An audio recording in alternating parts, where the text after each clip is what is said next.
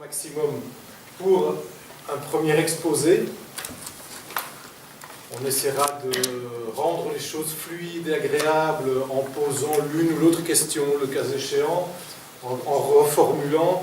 Et puis après, ce sera à vous avec eux, de discuter pendant la deuxième partie de cette matinée de ce qui vous préoccupe, de ce qu'ils auront dit, ce à quoi ça vous fait penser, là où ça fait écho, là où vous trouvez que c'est incomplet, etc. Alors, par qui on va commencer? On va commencer par les expériences de terrain, puis on s'offrira le recul plus théorique par la suite, si vous voulez bien.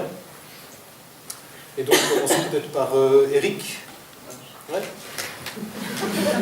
Comment ça se passe à Jean-Blou, la confrontation ou la rencontre entre le travail de centre culturel et puis les initiatives citoyennes autonomes? Bien. Bonjour à tous. Voilà, je vais essayer de rester proche de vous. Donc, ce que je vais partager, c'est du ressenti, de l'observation, du vécu, mais certainement pas des enseignements ni des théories toutes faites.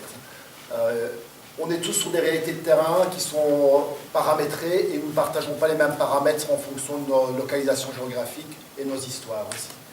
Quand je suis arrivé à Jean-Blou en 2013, pour reprendre la direction là-bas, j'étais confronté à une équipe qui était mal à l'aise par rapport à l'émergence effectivement des collectifs citoyens et émergence sur le territoire, ne sachant pas où trouver leur position et leur place par rapport à eux, se sentant aussi imprimés d'une certaine peur, j'ai envie de dire, peur d'exister encore demain, peur d'être dépassé, peur de ne pas être à la hauteur, peur de ne pas maîtriser les compétences, peur de ne plus exister finalement.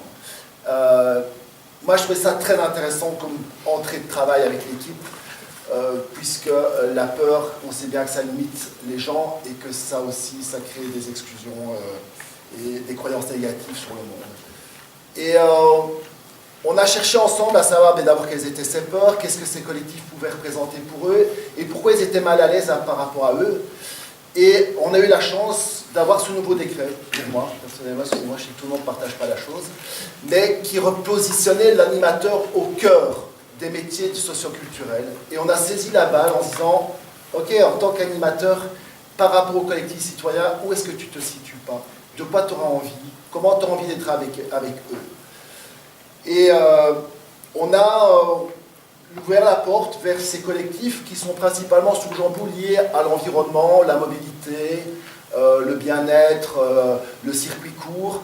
Très très peu de collectifs, je ne vois pas de collectifs humains en préoccupation sur les droits humains. Les minorités sexuelles,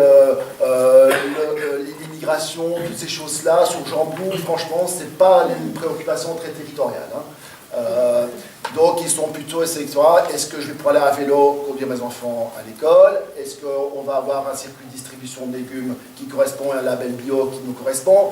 Donc on est sur une préoccupation de ce type-là. Je caractérise, c'est peut-être une caricature, mais on est grosso modo quand même très là-dessus, à Jean-Blou. Mais on les a rencontrés et on leur a fait part effectivement de notre difficulté en disant mais finalement on a des valeurs communes, on a des positionnements qui sont différents, mais comment on peut rentrer ensemble dans un processus de coopération? Et à ma grande surprise, alors que l'équipe d'animation était quand même dans une grande peur, moi j'ai trouvé que ces gens étaient particulièrement ouverts,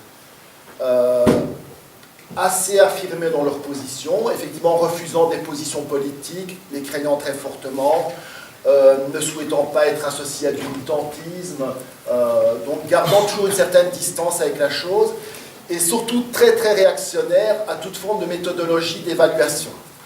Donc on a pu partager des expériences ici depuis 4 ans ensemble de terrain, de coopération de projet, et on s'aperçoit que dès qu'on rentrait dans des questions de est-ce que l'opération, l'action que nous avons menée ensemble a répondu à nos objectifs prédéfinis, répondant à un enjeu majeur, patati patata, il dit Eric, ta gueule. Voilà.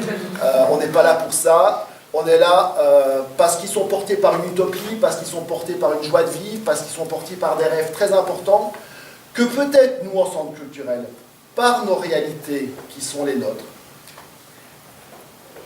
par moment on est occulté, on occulte notre joie de vivre, on occulte nos utopies, parce qu'on est préoccupé et assommé par d'autres choses.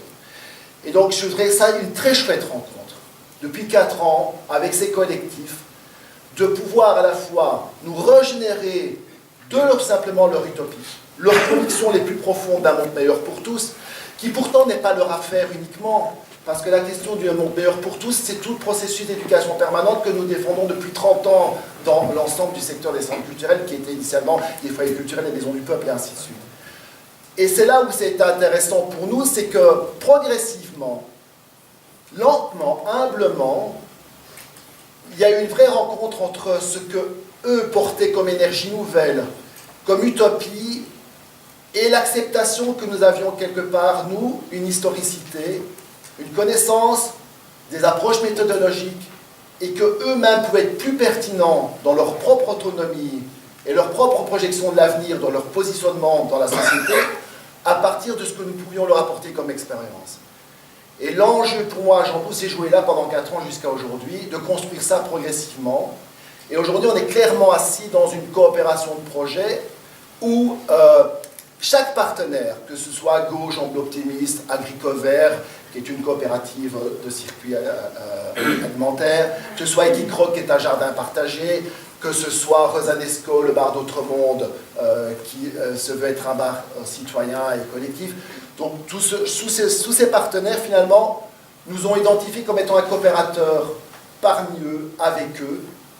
Et ça, c'était intéressant parce que c'est en notre identité de centre culturel, ben voilà, on est complètement traversé par qui on est aujourd'hui avec ce nouveau décret, avec ce monde qui bouge tout le temps, tous les paramètres, les nouveaux acteurs de terrain. Hein, je fais un rappel historique, c'est moi quand j'ai commencé au centre culturel de Jambourg en 82, 83, sur le paysage de la cartographie socioculturelle, il y avait le centre culturel et puis des petits collectifs de villages, des maisons de jeunes naissantes. On avait quand même une autoroute d'action devant nous. Aujourd'hui, lorsque vous prenez votre cartographie territoriale, vous apercevez qu'on n'a plus du tout le monopole de la culture. On est avec un nombre incroyable de partenaires, institutionnels ou pas, ou qui sont là et qui font une action culturelle sur votre territoire. Donc nous, on s'est bien senti que c'était très chouette, cette conjoncture 2014-2018, le nouveau décret, ainsi de suite, pour nous repositionner clairement comme centre culturel dans la participation et dans notre lien de coopération avec les autres. Voilà, et au départ, on s'est retrouvé sous une appellation qui s'appelait Alternative People. Et la première chose que tout le monde a dit autour de la table, nous ne sommes pas un collectif, nous ne voulons pas devenir un collectif, nous ne voulons pas de charte de fonctionnement, nous ne voulons rien de tout ça, nous ne voulons pas de critères d'évaluation. Nous avons juste plaisir d'être ensemble, dans ce que chacun est, et dans la capacité de chacun de grandir et de trouver un peu plus son autonomie pour lui-même, grâce à des moments où il y a une rencontre qui se passe. Mais on est toujours dans des équipes qui se croisent. On n'a jamais été dans l'idée de quelque chose qui doit s'institutionnaliser, se bloquer, s'affirmer. Et donc aujourd'hui, sur le terrain, comment ça se passe au niveau de la participation avec ces collectifs émergents? C'est qu'il y en a un qui lance l'idée, la leadership sur une idée, et très vite il vient sonder l'ensemble de Alternative People. Qui est disponible, qui a envie, qui n'a pas envie, pour qui ça fait écho d'agir ou d'interagir maintenant. Et il y a une liberté très clairement installée de non-obligation. Et le centre culturel ne court pas derrière en disant c'est du public potentiel, soyons là, il faut qu'on y soit parce qu'on va rater la tranche de public et qu'on a besoin de public. Et le fait qu'on se soit dédramatisé ou dégagé de tout ça, je trouve que ça a amené énormément de confort, de travail pour l'équipe d'animation et dans ce niveau de coopération.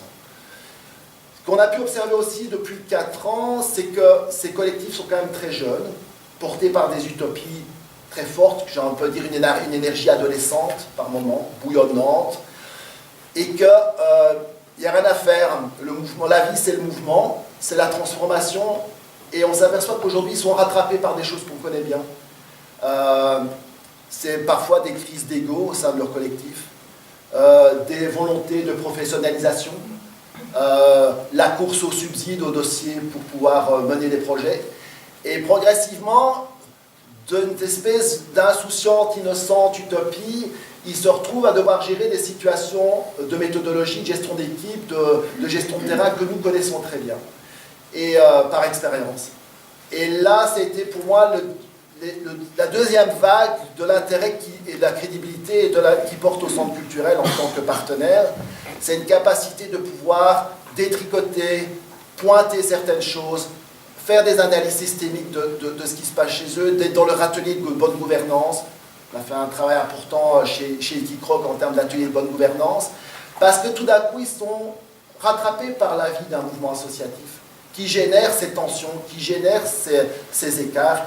Et ça, c'est nos métiers à nous. Sur le terrain, au jour le jour, nous gérons des écarts entre des projets, des réalités, des envies, des frustrations.